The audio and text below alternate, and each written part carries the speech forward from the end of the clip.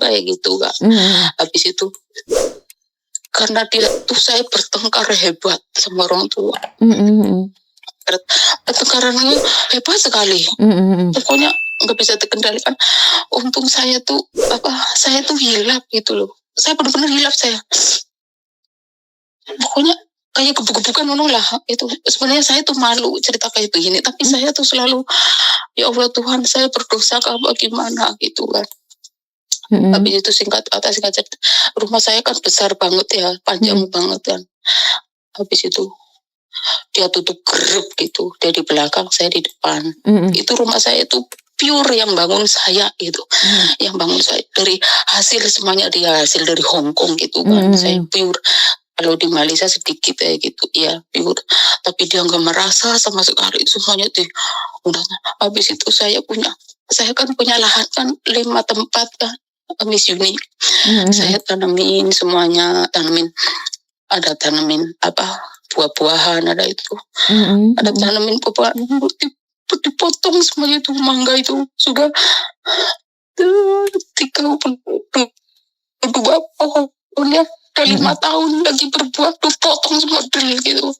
Saya tuh menjongkok, mau saya laporin polisi, itu keluarga, itu emakku sendiri, mau enggak, wah tapi dia masih mentang-mentang kayak gitu. Habis itu singkat cerita, daripada saya bertengkar terus ya, lagian pintu kan sudah ditutup gerb itu ya, itu separuh buat dia, separuh buat saya. Tapi di belakang memang saya tuh bangun rumah tuh belakang juga ada kamar mandi juga. Aku kan rumahnya kamar mandinya 2, terus dapurnya 2, jadi dia senengan deh. Kan saya sebagai anak kan, saya kan berbakti sama orang tua. Apa yang orang tua maksudnya minta saya kasih. Jadi dulu jendelanya di itu semua, di trali semua, saya trali semua. Dulu ininya di itu tutup semua, saya tutup semua. Maksudnya apapun lah saya usahain semuanya. Tapi kenyataannya kayak begitu. Terus setiap hari kan dia lewatnya samping lah, akhirnya kan ada samping pintu kan, rumahku ada samping juga kan. Saya mikir terus, saya kok panas banget lihatnya. Terus dia ngoceh sana sini, tapi saya kalau tangkis itu orang tuaku sendiri kayak gitu. Habis itu saya mohon sama suamiku kan. Suamiku juga di situ setiap hari di anjing gitu loh sama orang tuaku, walaupun dia makan sendiri siapapun kan nggak tahan ya. Betul. Iya, akhirnya aku nggak punya suami kan. Aku udah ikhlas kayak gitu. Akhirnya aku pergi ke Hong Kong. Ya Allah, dilala kau udah rumput ya.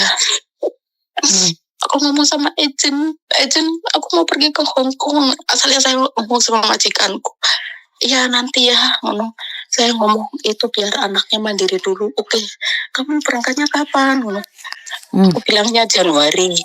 Oke, tapi disitu saya bilang sama agent, oke, ada nih, tapi jaga anak 3. Agentnya ngomong gajinya berapa? Gajinya 5.500. Dia bilang, oh gede, dalam hatiku gede. Oke lah, saya tuh dilala tuh visanya cepat sekali. Gak ada seminggu tuh udah turun. Saya bilang, kok cepat sekali? Aku bilang gitu. Kamu berangkatnya kapan? Ada pilihan Jumat apa Minggu? Saya tuh orangnya nggak sabar, ya oke lah Jumat.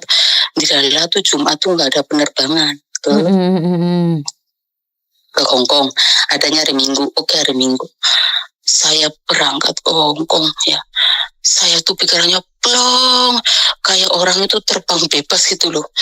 Padahal saya tuh nggak tahu majikanku tuh kayak apa, saya tuh nggak tahu.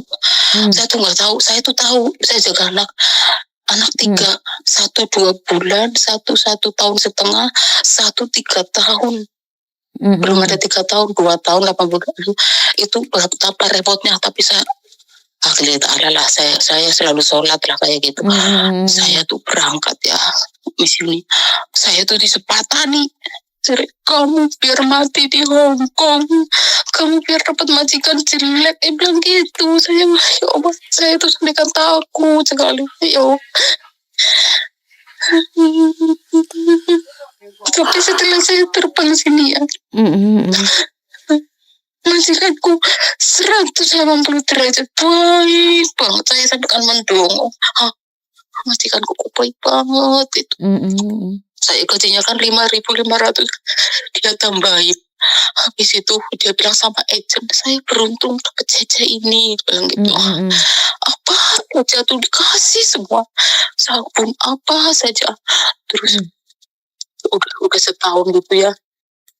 Dia pun kasih saya bonus 1 bulan gaji. Saya bilang saya kan terledek kan, ini bener Mem buat saya. Ya betul buat kamu, ntar kamu 1 tahun sekali kamu dapat bonus.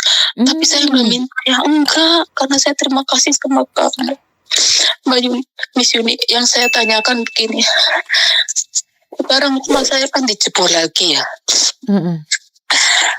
Dijebol lagi. Tapi saya tuh mau ada rencana.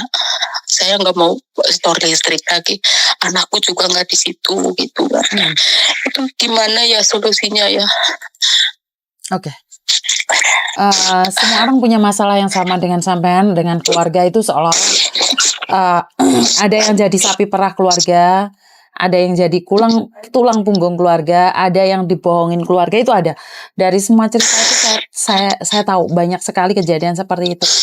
Tapi saya pribadi, banyak listrik aja 1 bulannya kan nggak sampai 1 juta toh Mbak. Menurut saya janganlah punya dendam sampai segitunya. Yowes anggap aja itu bayar susune ibumu dulu loh. Jangan sampai seperti itu. Itu menurut pendapat saya. Dan kamu sudah membayarnya semua, tapi itu sebenarnya kalau dihitung juga nggak lunas untuk sebuah kasih sayang. Yo, aku nggak tahu ibumu mungkin terpengaruh dari orang-orang di sekitar. Apa dipanas-panasi dulure sing lain. Kan kita nggak tahu. Kan sampean tidak pernah tahu masalah ibumu juga. Jadi jangan pernah menghakimi ibu. Saya nggak tahu ya, saya nggak tahu. Karena saya sendiri itu sebenarnya sama kayak sampean, musuhan sama ibu. Tapi bukan masalah uang atau apa. Gitu. Namanya ibu itu kan kolot toh Mbak. Iya. Mungkin dia punya masalah lain, bukan masalahnya sama kamu, tapi kan pelampiasannya ke kamu. Ya wes maafkan aja, Tuhan kan kasih kamu ujian toh. Nyatanya kamu diberikan nikmat yang tak terlupakan dengan didapatkan majikan yang baik. Dan Tuhan itu akan mencabut kenikmatanmu saat kamu mencabut apa yang kamu berikan pada ibumu loh. Hati-hati loh. Paham nggak maksudnya? Iya saya paham. Makasih. Terus ini begini. Dia tuh selalu seneng kalau saya kan selalu foto itu anak-anak kecil itu. Memang saya itu sayang banget sama anak-anak kan? Karena bisanya saya sayang sama anak-anak ini karena majikanku sayang sama saya. Jadi saya tuh benar-benar tulus sekali. Aku repot itu nggak peduli karena kan dari saya gendong bayi sampai anaknya gigit saya, satunya laki satunya laki, itu kan kalau bagi saya memang repotnya setengah mampus ya kan. Tapi bagi saya pun itu orang tua aku seneng banget. Dereni wani karo wong wani sama orang tua tuh ada hukum karmanya tuh. Dia di Hongkong tuh susah. Padahal saya ya Miss Yuni, saya di sini tuh alhamdulillah saya nggak ada susah sama sekali. Saya bisa nabung. Saya juga bisa beli tanah gitu. Kemarin saya juga bisa bisa menikahkan anak saya gitu. Anak saya kan ya orang Jawa kan adatnya gitu, 200 kan habis. Ya saya nggak apa-apa, majikanku juga bantu gitu. Ini buat lisi. Nah kamu menikah, saya mah kaget kan. Terus waktu majikanku pergi ke Sansan itu ada covid itu kan. Itu kan ganas-ganasnya 8 bulan dia nggak pulang. Dia ngasih saya, maksudnya ninggalin kartu ATM sama duitnya 64. Terus 64, terus tiap pulang itu nggak dihitung sama sekali. Aku bilang, bos ini ada sisa cuma 2.000. nggak apa-apa. Terus aku gajian, memang bosku memang baik sekali. Mungkin jarang lah ya, bosku memang baik-baik ya. Saya pernah utang $85.000 Hongkong pun sudah lunas. Sekarang aku masih berhutang lagi. Saya pun ya saya bilang gini, ya Allah, saya kenapa dendam sama adik, sama Mbak Yu, sama orang tua. Itu dendamnya setengah mati. Apa saya kadang-kadang saya bilang ini Tuhan, hapuskanlah dendamku Tuhan, biar saya biar saya ikhlas semuanya, walaupun barang-barangku di rumah diambilin. Walaupun saya dibohongin orang tua gara-gara saya beli tanah almarhum bapakku, habis itu dicabut semuanya, habis itu dibagi.